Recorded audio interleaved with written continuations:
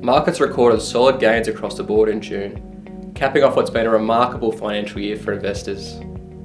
Central banks, particularly the Federal Reserve, were once again vocal in dismissing recent spikes in inflation as likely temporary rather than persistent, calming longer-term inflation expectations, which of course was well received by both the bond and share market.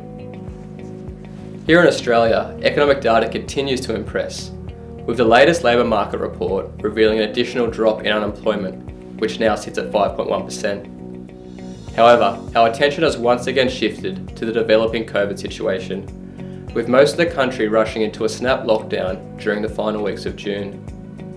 Given the relatively small percentage of people vaccinated, Australia now finds itself more susceptible to future disruptions caused by this dangerous Delta variant. And while share market performance hasn't suffered yet, we'd expect any extended lockdowns to materially affect economic growth, which would likely see our share market lag other regions in future periods. Well, with another financial year behind us, it provides an opportunity to reflect on some of the market's winners and losers over the last 12 months.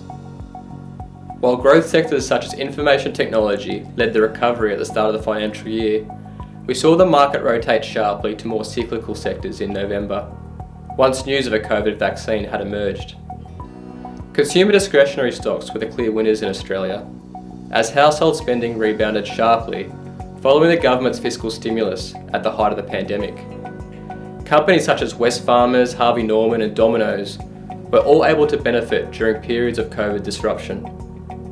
Financials and materials, the Australian stalwarts, also performed well and were boosted by a swift recovery in both the domestic and Chinese economy.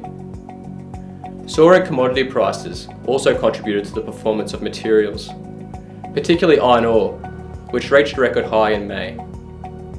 Between the big four banks and the three major iron ore miners, almost half of the gains in the Australian share market were accounted for.